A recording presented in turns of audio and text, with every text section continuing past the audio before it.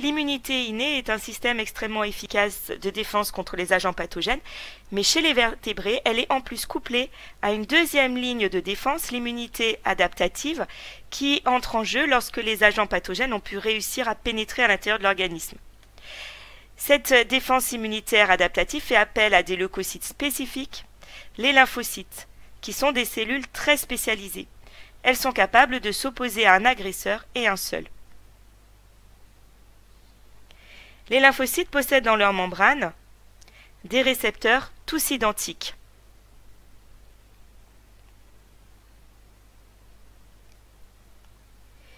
Lorsqu'un lymphocyte possède un récepteur capable de se fixer sur le déterminant antigénique de l'élément étranger, il s'active.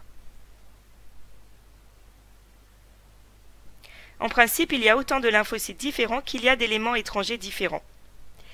L'immunité adaptative commence en fait lors de la réaction inflammatoire, lorsque les cellules présentatrices de l'antigène, après avoir phagocyté l'antigène, se forment en exposant à leur surface les déterminants antigéniques, c'est-à-dire la carte d'identité de l'antigène. Elles vont jouer un rôle de messager.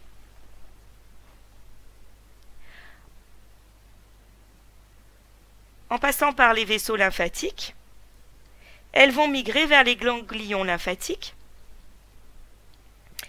Dans ces ganglions résident des lymphocytes T4 et T8 dormants, c'est-à-dire qu'ils n'ont pas encore été activés puisqu'ils n'ont jamais rencontré l'antigène.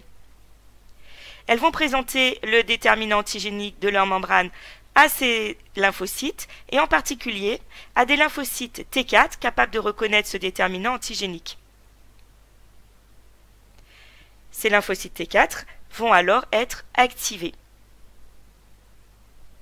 Et ils vont devenir un acteur majeur de la réaction adaptative, tout d'abord en se multipliant activement par mitose. Et ils vont former un clone de lymphocytes T, tous identiques.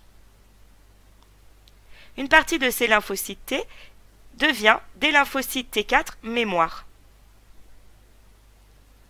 Les autres deviennent des lymphocytes T helper ou lymphocytes T auxiliaires, qui deviennent capables de synthétiser et de sécréter des médiateurs chimiques que l'on appelle interleukines 2. Ces interleukines 2 vont déclencher la réaction des autres lymphocytes présents dans l'organisme, les lymphocytes T8 et les lymphocytes B.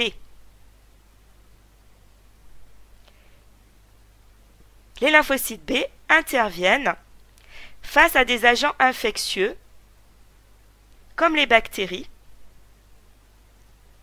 ici le tétanos, ici le bacille du choléra, qui agissent en demeurant à l'extérieur des cellules.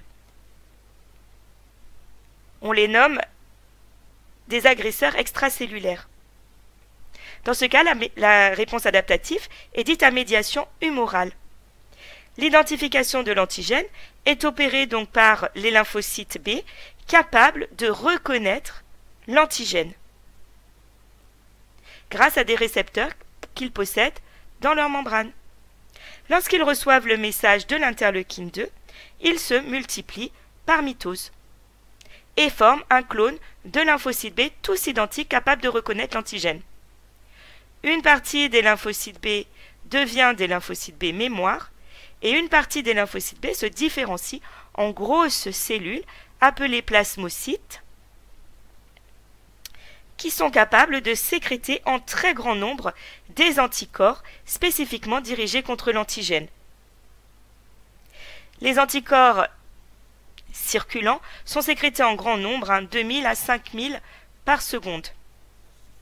Les anticorps ont deux sites de fixation à l'antigène, et dès qu'ils rencontrent l'antigène agresseur, soit ils se lient à l'antigène, le recouvrent et l'immobilisent, soit ils vont former avec cet antigène des complexes IMA qui neutralisent les antigènes, et ensuite les complexes IMA sont phagocytés et donc éliminés.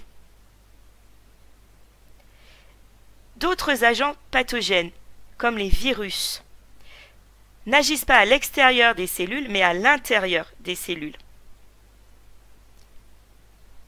Ils sont capables de se fixer à des récepteurs de la membrane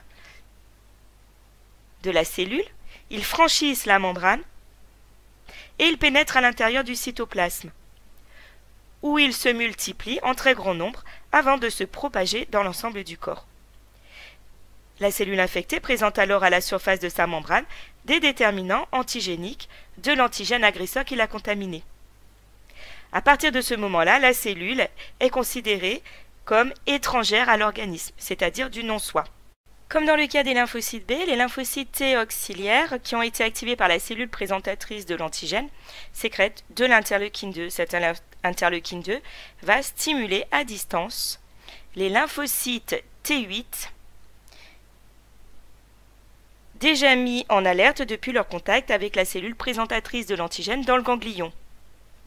En réponse à l'interleukine 2, les lymphocytes T8 qui ont été activés et qui sont devenus immunocompétents se multiplient activement par mitose. Une partie, les lymphocytes T8 mémoire, est conservée. Les autres se différencient en cellules tueuses que l'on appelle des lymphocytes T cytotoxiques.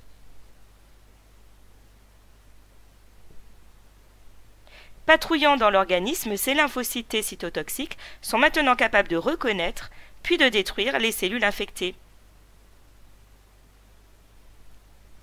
Comme dans le cas des complexes humains, les cellules mortes et les débris cellulaires sont éliminés par phagocytose.